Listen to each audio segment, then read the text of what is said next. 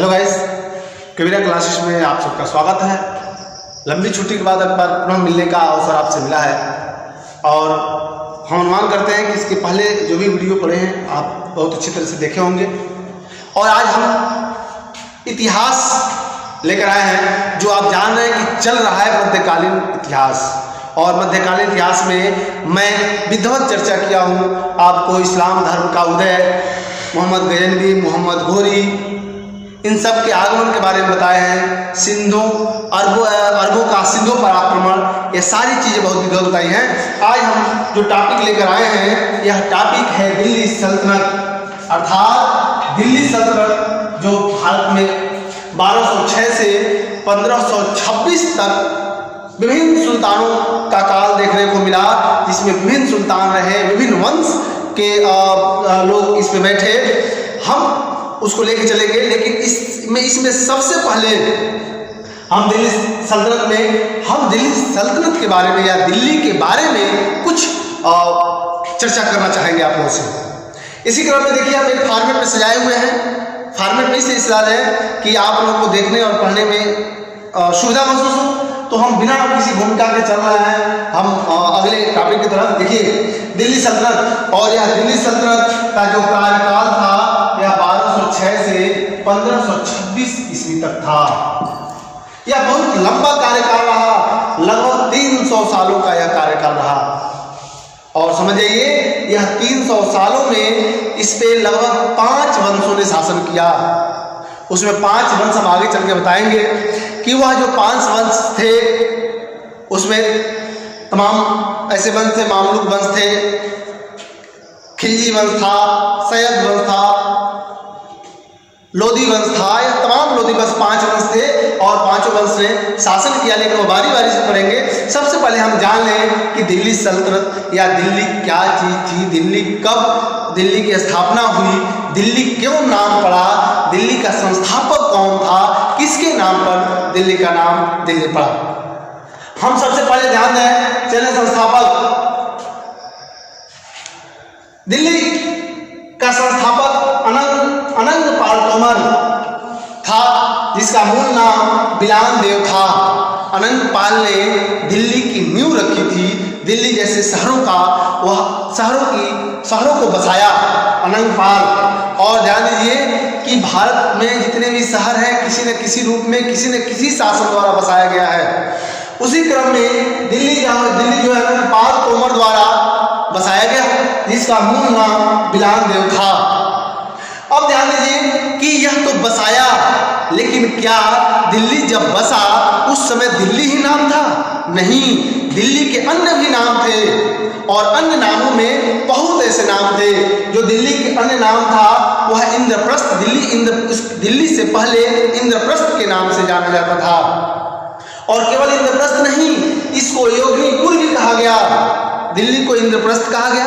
इंद्रप्रस्थ आप जब महाभारत देखेंगे तो महाभारत में जब कौरवों द्वारा पांडवों को जब निष्कासित कर दिया जा रहा है तो पांडव जाके इंद्रप्रस्थ नामक एक शहर को बसाए।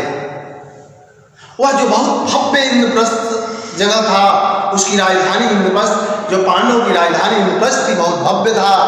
वो मायावी नगरी भी था। वह बहुत भव्यता को देखते हुए उस पे कौरवों की नजर लगी, वहीं से महाभारत शुरू हुआ। इसीलिए इसको इंद्रप्रस्थ भी कहा गया, योगिनीपुर भी कहा गया। दूसरी बात, इसको कुब्बतुल इस्लाम भी कहा गया। इसका मतलब होता है कि इस्लाम का प्रमुख केंद्र, अर्थात इस्लाम के केंद्र के रूप में इसको जाना गया। दूसरी बात कि इसको इस्लाम के केंद्र के रूप में तो जाना गया। जो दूसरा इस्लाम का केंद्र था बगदाद द्वीप, इसको बगदाद द्वीप भी कहा गया। इसमें देख लीजिए, तोमर वंश के शासक किसको, दिल्ली को बगदाद द्वीप के नाम से भी जाना गया। लेकिन अब ध्यान दीजिए कि यह जगह था इंद्रप्रस्थ, योगिनीपुर, कुब्बतुल इस्लाम, ये तो कहा गया, लेकिन दिल्ली कब था इसमें भी चर्चा कर रहे हैं हम।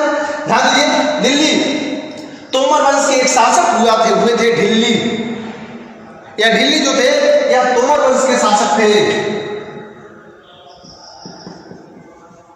ढिल्ली यह तोमर वंश के शासक थे। और जब तोमर वंश के शासक थे, जो अनंगपाल तोमर, अर्थात यह तोमर वंश का ही एक शासक अनंगपाल ने दिल्ली की स्थापना की थी और उसी का एक शासक हुआ करता था ढिल्ली। तो उस ढिल्ली के नाम पर ही उसका नाम ढिल्ली रखा गया, लेकिन बाद में बोलचाल के भाषा में परिवर्तन हुआ, जिसे वह ढिल्ली की जगह दिल्ली हो गया। अर्थात यह ढिल्ली के नाम पर ही इसका नाम दिल्ली पड़ा।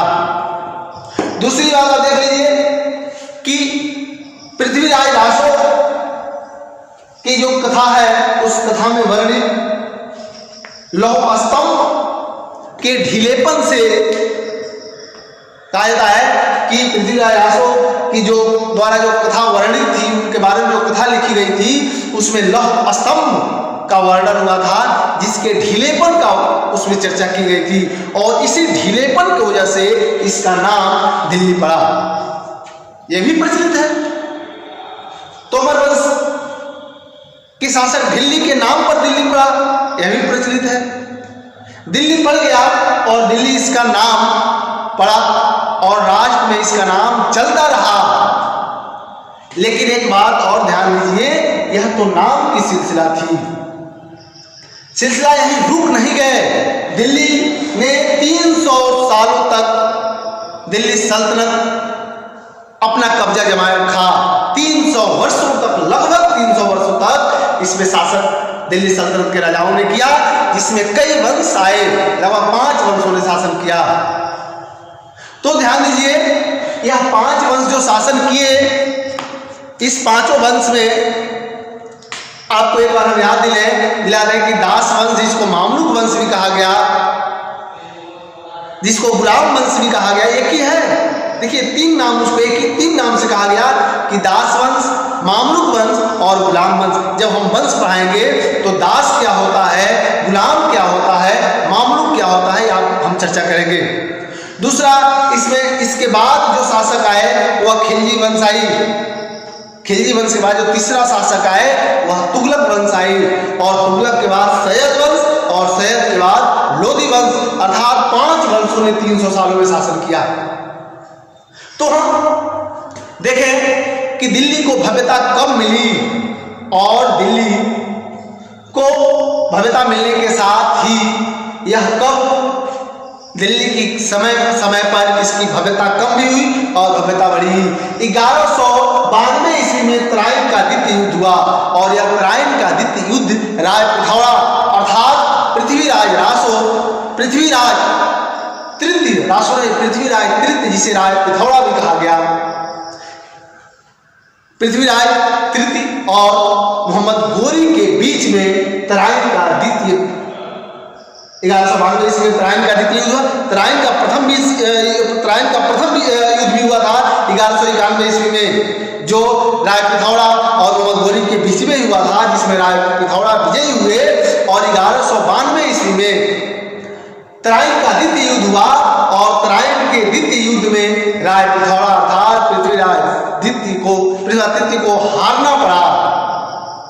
और इसी में देखिए 1192 में तराइन के द्वितीय युद्ध के पश्चात दिल्ली पर तुर्कों का अधिकार हो गया, क्योंकि पृथ्वीराज तृतीय हारे, राय पिथौरा हारे, और हारने के बाद मोहम्मद गोरी का अधिकार हो गया उस पर, दिल्ली पर, अर्थात वह तुर्क था, तुर्क से आया हुआ था, उसका अधिकार हो गया। दिल्ली सल्तनत में 1192 में ही 1192 के तराइन युद्ध से दिल्ली सल्तनत का जन्म हुआ, और 1192 में तराइन के द्वितीय युद्ध से दिल्ली सल्तनत का जन्म हुआ। और 1526 ईस्वी में, जो 1526 में पानीपत का प्रथम युद्ध हुआ था, तो 1526 ईस्वी में पानीपत के रणभूमि से कुछ दूर पर, ध्यान दीजिए, 1192 ईस्वी में तराइन के द्वितीय युद्ध से दिल्ली सल्तनत शुरू हुआ। 1526 ईस्वी के पानीपत से कुछ मील के दूरी पर जाकर यह दिल्ली सल्तनत अपने अंतिम सांस ली। अर्थात 1526 ईस्वी में दिल्ली सल्तनत की खात्मा हो गया, दिल्ली सल्तनत पूर्ण रूप से समाप्त हो गया। तो यह इसका इतिहास रहा है 1192 से और 1526 ईस्वी तक। दूसरा हम चलते हैं, देखते हैं कि इल्तुतमिश के शासनकाल। इल्तुतमिश, ध्यान दीजिए, जो इल्तुतमिश था यह गुलाम वंश का शासक था और गुलाम वंश के शासक में ही आगे चला कि इल्तुतमिश के शासनकाल में ही दिल्ली को हजरत दिल्ली कहा गया। अर्थात हजरत दिल्ली का मतलब होता है जो हजरत ए दिल्ली, जो हजरत दिल्ली है, हजरत दिल्ली का मतलब होता है प्रतिभाशाली दिल्ली या मजबूत दिल्ली। यह जो इल्तुतमिश था, इल्तुतमिश के समय में ही दिल्ली को प्रतिभाशाली दिल्ली कहा जाने लगा, दिल्ली को मजबूत दिल्ली कहा जाने लगा। ध्यान दीजिए, इसके बाद इसमें एक और टॉपिक बचता है जो है, यह देखिए, ध्यान दीजिए, इसको आप कर लीजिए, ध्यान से समझा रहे हैं कि जब इल्तुतमिश गद्दी पर बैठा उस समय दिल्ली की स्थिति और मजबूत हो गई और दिल्ली की सीमाएं लगभग बढ़ने लगी। यहीं पे ध्यान दीजिए कि गियासुद्दीन तुगलक,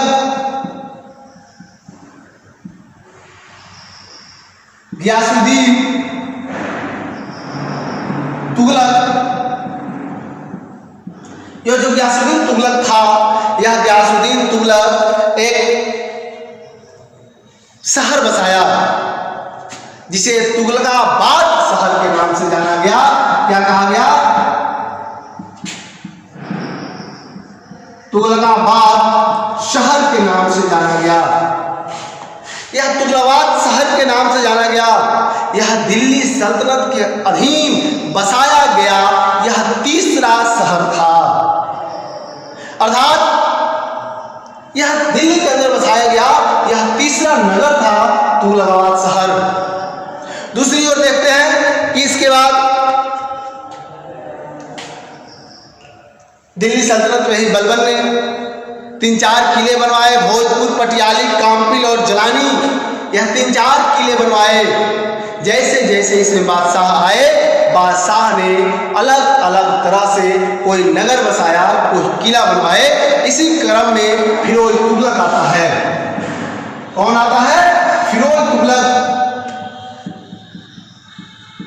और जो फिरोज तुगलक है, यह फिरोज तुगलक आने के बाद यह यमुना नदी के किनारे, ध्यान दीजिए, यमुना नदी के किनारे,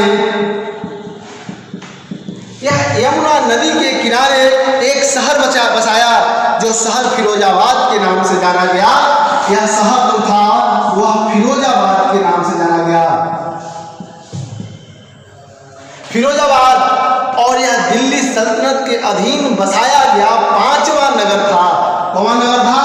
5वां नगर था यह फिरोजाबाद, जो दिल्ली शहर के दिल्ली सल्तनत के अंदर बसाया गया था। और यही फिरोजाबाद आज फिरोज शाह कोटला के नाम से जाना जाता है। किसके नाम से जाना जाता है?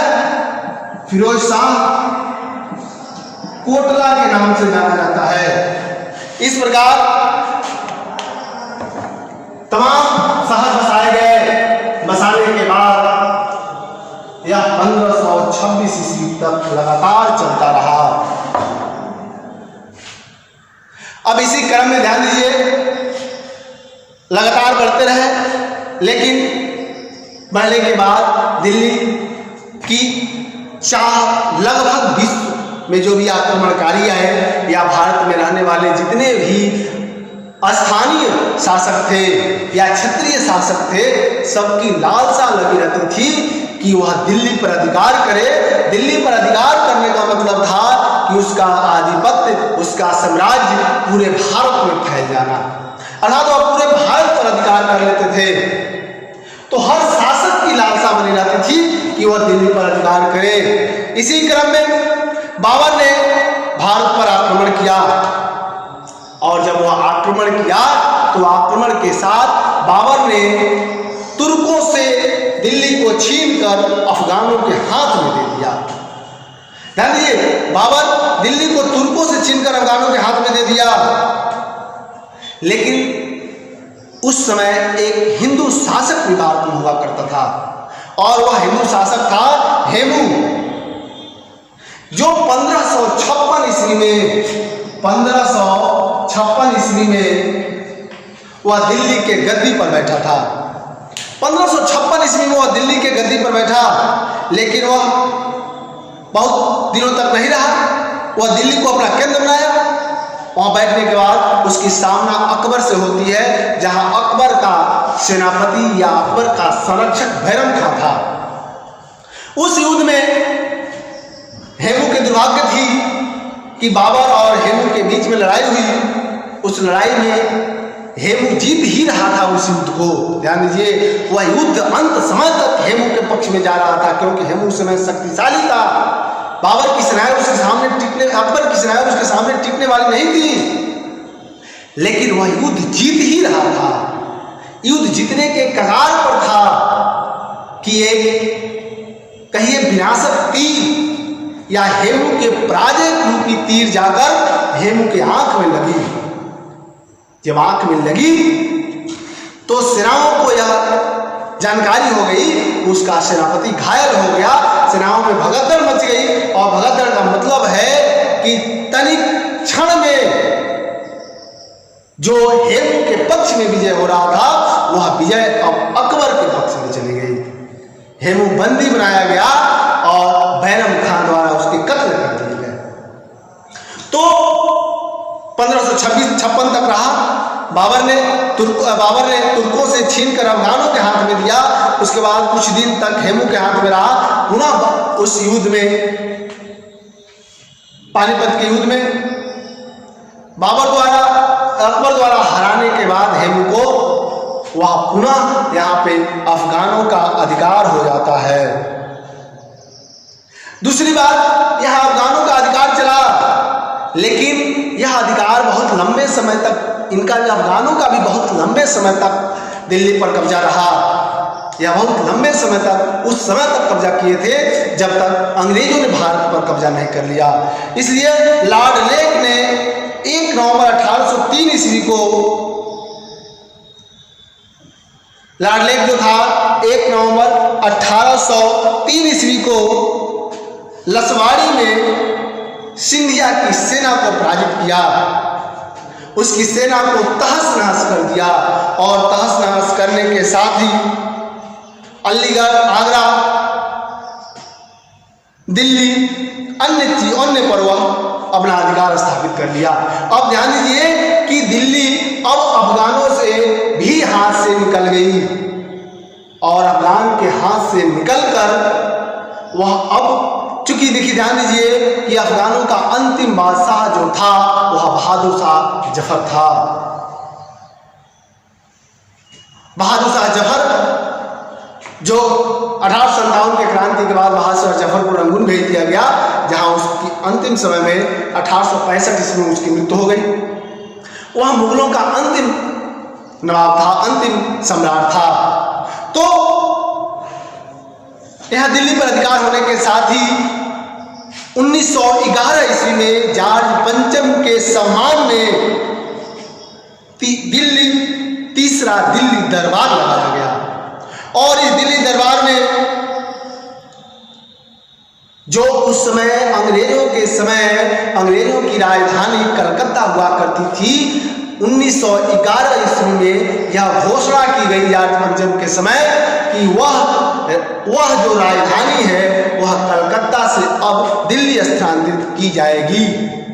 जो 1911 ईस्वी में जॉर्ज पंचम के समय यह घोषणा की गई, और इसका क्रियान्वयन अर्थात इसको पूर्ण रूप से 1912 ईस्वी में वायसराय लॉर्ड हार्डिंग सेकेंड जो 1910 से 1916 ईस्वी तक शासन किया, वायसराय था भारत का। तो 1912 ईस्वी में इसको क्रियान्वयन कर दिया गया, अर्थात कलकत्ता से राजधानी को परिवर्तित करके दिल्ली में लाया गया। ध्यान दीजिए, जब परिवर्तित हुआ, देखिए ध्यान दीजिए, इसमें 2 क्वेश्चन बनता है कि 1911 ईस्वी में जॉर्ज पंचम के समय यह घोषणा की गई कि दिल्ली कलकत्ता से राजधानी स्थानांतरित करके दिल्ली लाई जाएगी। 1912 ईस्वी में इसको क्रियान्वित कर दिया गया, अर्थात 12 में ला दिया गया। जॉर्ज पंचम उस समय आए थे, दिल्ली दरबार लगी थी। उस समय लॉर्ड हार्डिंग सेकेंड भारत का वायसराय था। इस प्रकार आप ध्यान दीजिए कि तोमर वंश से लेकर 1912 ईस्वी तक दिल्ली का आपने विकास देखा। अब हम बारी बारी से इसके बाद गुलाम वंश, खिलजी वंश, तुगलक वंश, सैयद वंश और लोधी वंश को बारी बारी से हम पढ़ेंगे। और इसमें एक और चीज है कि दिल्ली का जो स्थापत्यकार था एडविन ल्यूसेंस थे। दिल्ली के स्थापत्यकार, दिल्ली को उन्होंने सजाया, दिल्ली को बनाया। इस प्रकार आज की क्लास को हम यहीं स्थगित करते हैं। आप बने रहिएगा हमारे साथ। इसका जो रोचक वीडियो है वह अगले पार्ट में हम लेके आएंगे। तब तक जो नए जुड़े हैं वो हमारे चैनल को सब्सक्राइब कर दें, लाइक करें, शेयर करें। जो हमारे कार्यों का फल है, जो आप तक पहुंचाने का हम परिश्रम कर रहे हैं, हमारी टीम काम कर रही है इस पे। Thank you.